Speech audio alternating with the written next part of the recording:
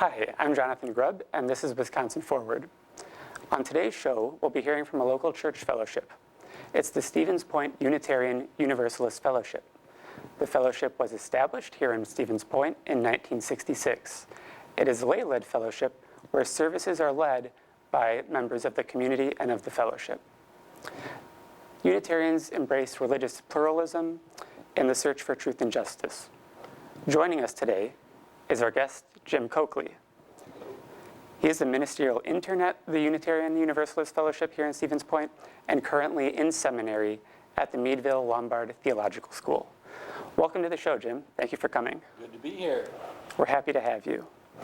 So, about Unitarian Universalism, we'll just start with a little bit about it. We can call it UU for short.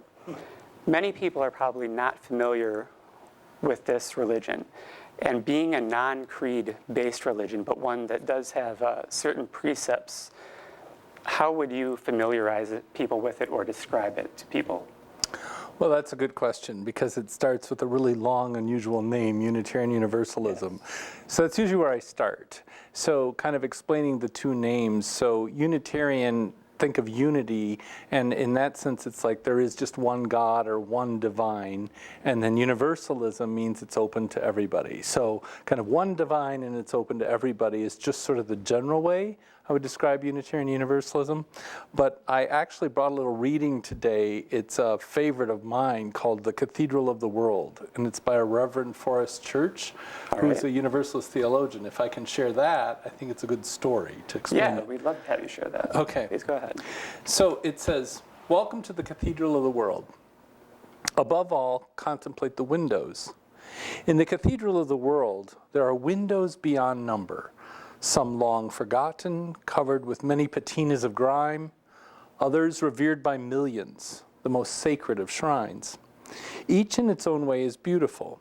Some are abstract, others representational, some dark and meditative, others bright and dazzling.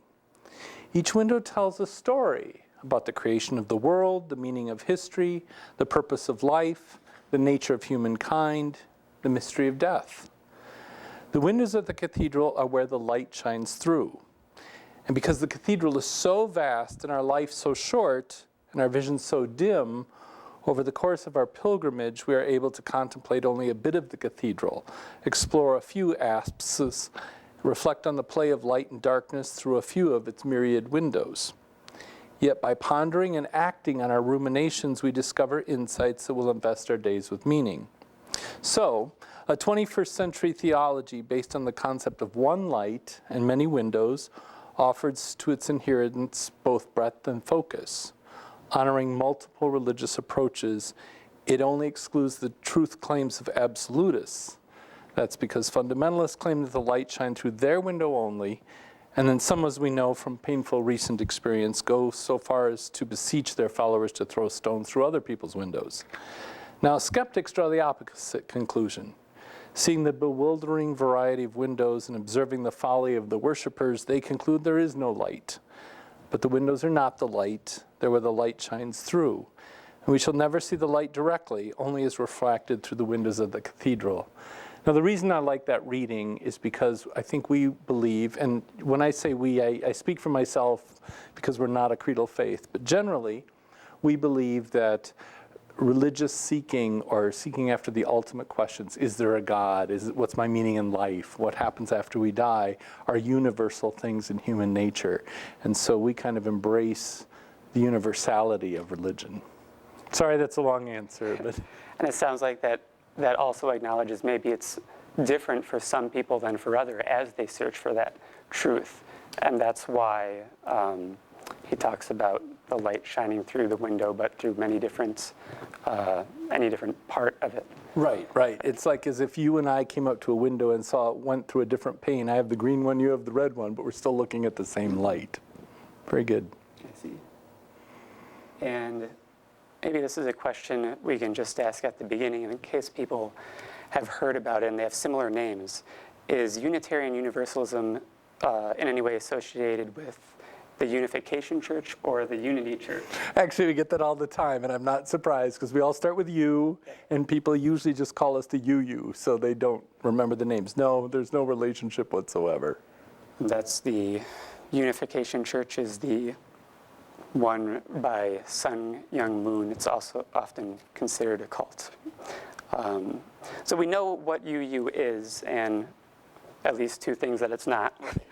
But how does it relate to modern times? Why would this religious system of religious beliefs be relevant to people or resonate with someone or be something that they might want to investigate or learn about? That's a really good question.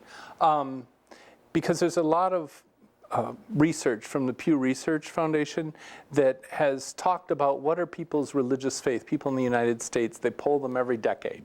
It started in the 50s. And they ask them what is their religious faith, what's their denomination. And over time, there's a group called the Nones, and it's not Roman Catholic nuns, it's N-O-N-E-S, meaning none of the above, they don't fall into any category, or they're not religious. It's grown. And so most recently, so about 2010, it was up to almost 20% in total. But if you look at young folks, like 18 to 30, it's even higher. It's over the 25% mark, approaching 30%. And so I think that's relevant because they further did more research and said, well, what do you mean you're not religious? And typically they often fall into two categories. One that doesn't want to have anything to do with religion whatsoever, doesn't even think about the ultimate questions kind of thing. And another group that says they're spiritual but yet not religious. And usually they mean they don't want to belong to an organized religion that has a doctrine that says this is the way you need to believe. My personal opinion, it has a lot to do, at least with the young people. They've grown up in a global environment and they see all these religions, and so they probably have a hard time conceiving that one is true and the other one isn't. So instead of continuing to search for something, they kind of do it on their own. And we embrace that thinking, but we do it in community. So that's why I think we're really relevant to the modern age and particularly to the younger generation. And that being said, UU is not just a recently created fad or something. It does have roots back to American Christianity, correct? Actually, earlier than that. So it dates all the way back to the Protestant Reformation in Europe in the 16th century. So you had Luther and Calvin, and actually you had Unitarians over in Eastern Europe is where they started. I see. Yep. So it does have some roots in mainstream Christianity. How does today's Unitarian Universalism differ from today's what we might call mainstream Christianity? Okay, good question. So I guess just to clarify for the viewers, because mainstream Christianity, what exactly is that? So typically it comes down to how people interpret the Bible. Is it the literal Word of God without error, meaning that God dictated it and somebody wrote it down, and it's a holy book? That tends to be more of the fundamentalist Christian belief. Mainstream Christianity doesn't take it quite so literally. They believe that it's very much inspired Word of God, and it's written by people who were struggling with their relationship to these ultimate questions and to God in their time, and we should interpret it as such. So we would fall more in that mainstream Christianity bucket, but in our world, we have people that are Unitarian Universalists that come from a Christian tradition, so they'd be very similar to mainstream Christians, but we also have people that come from a Jewish tradition or a Buddhist tradition or even a religious humanist tradition. So maybe the way to think about it is mainstream Christians tend to be inclusive. We tend to be radically inclusive and kind of embrace a bigger part of humanity. With really no focus on saying one view is better than the other. Right. How could you expand on this concept of the individual's search for truth and meaning versus being guided down a predetermined or set path towards one answer? I like that you use the word path, because I often think of it as, I love to tell stories, you can tell that. Think of like Zion National Park. So often there's these things like climbing up the mountain of truth. And so often you'll learn at the base of the mountain some doctrines or catechism as in your youth. And as you work your way up, you kind of get more and more insight into that faith tradition till you get theoretically to the top and discover the truth for you. And that's perfectly legitimate. What we would say that in the park, it's not just one mountain. So that might be the Christian mountain, but then there's the Jewish mountain or the Buddhist mountain or the religious humanist mountain, transcendentalist mountain. Those come from our tradition as well. And so the way we see it as the whole park is sort of our congregation, and you find other people that want to hike up different mountains with you and experience different traditions to see if that speaks to you, if you find truth. It's not about getting to the top of the mountain at all. It has more to do, we say it's more about the destination, the journey, than the destination, rather. And so that's how we teach our young people. It's not about, here's your catechism, here's your creed. We don't have that. But what we do is ask them to ask the big questions and explore on their own. So our youth come out with a real good grasp of world religions that usually their peers don't have. I see. And we've been talking a lot about the inclusiveness and kind of open, I'd almost say anything goes kind of attitude about it. But there are, in fact, Unitarian Universalism precepts or values or beliefs that are kind of, I'd say, universal to UU. Mm-hmm. How did they develop and how were they arrived at as being universal? Sure, yeah. So at the one hand, I say anybody's path is open, but yet we have these principles, right? We call ourselves a covenantal faith. So we all are independent in that we can think about our path, but yet we come together to respect each other in love, is usually what we say, and in discernment. So we have 7 principles that guide our actions and guide our thoughts. And those were developed over centuries. Centuries of tradition, centuries of discernment. We don't have a pope or a bishop or somebody that tells us that this is now it.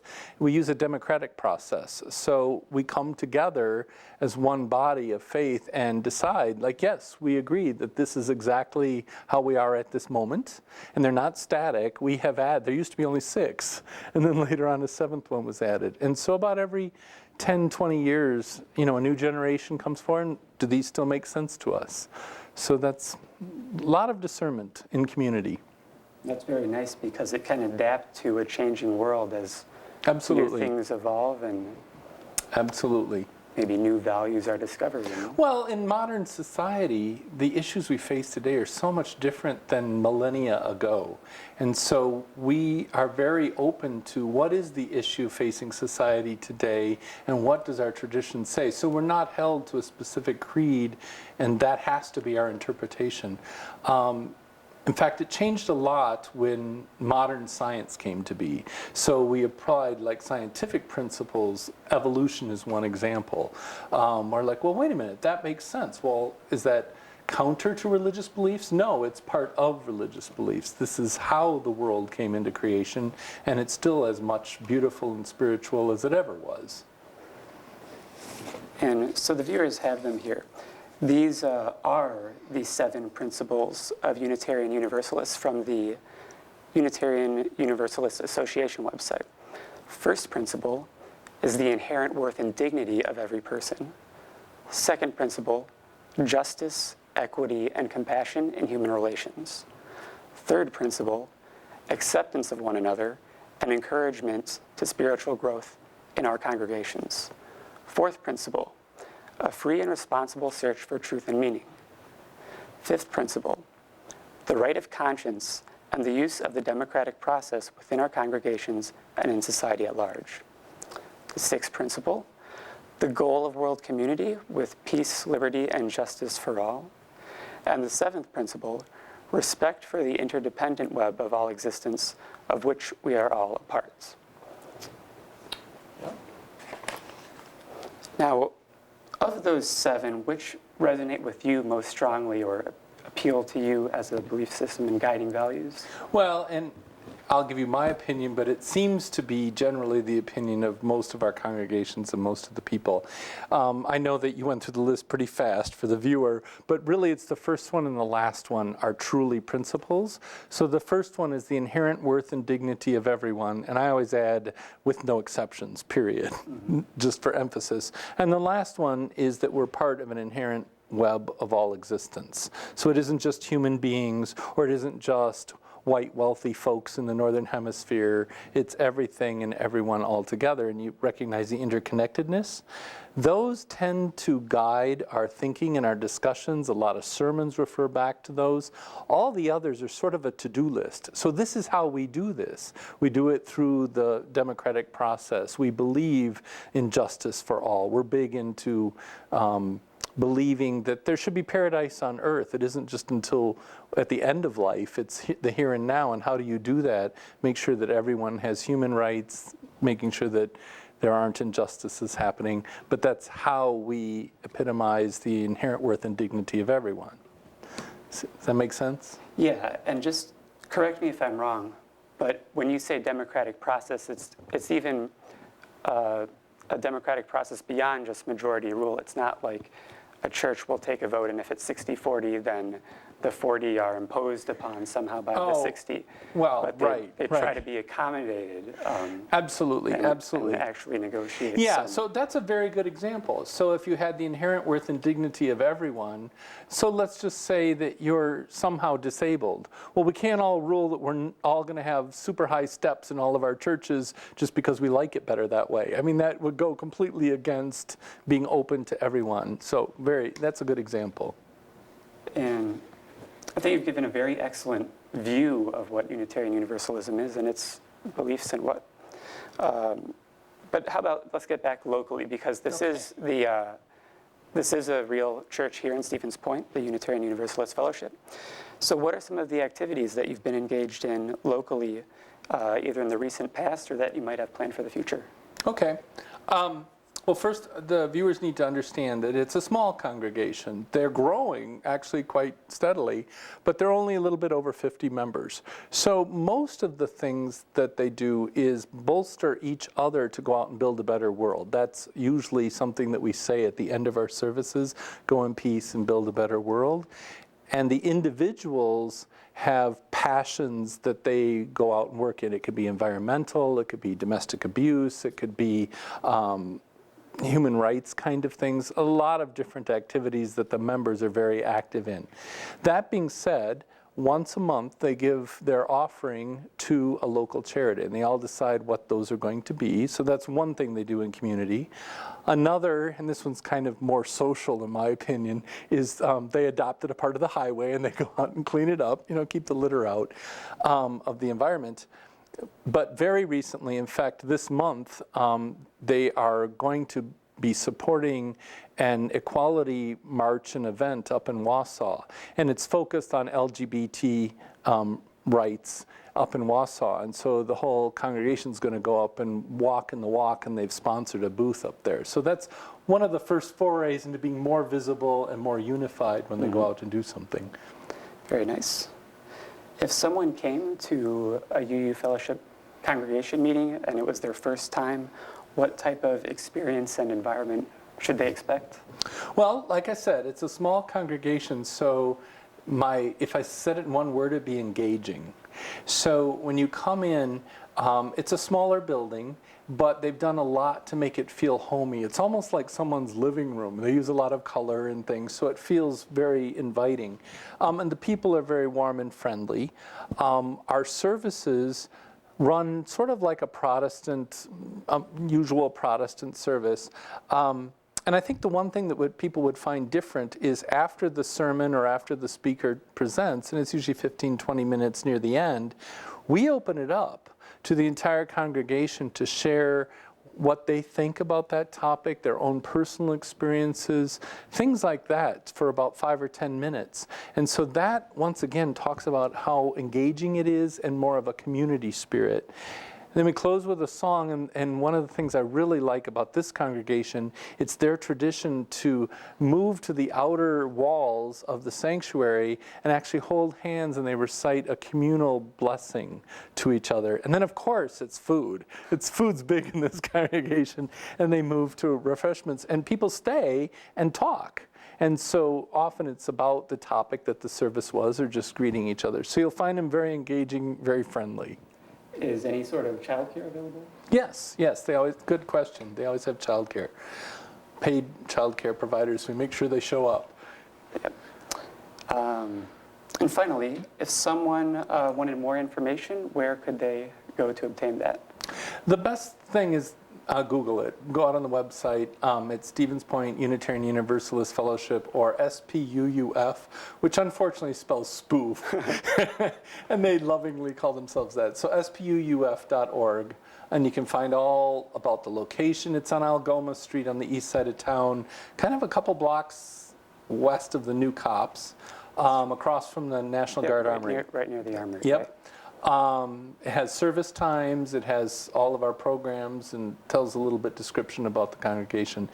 I'm not sure when this will air, but in the summertime it's more laid back.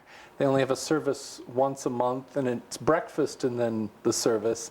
They do a lot more social activities, go out and visit other places. Starting in September, it's every week, is a service at 10 a.m.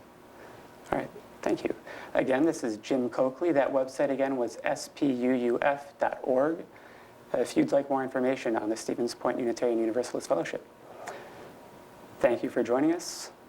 Great to be here. And thank you for watching Wisconsin Forward.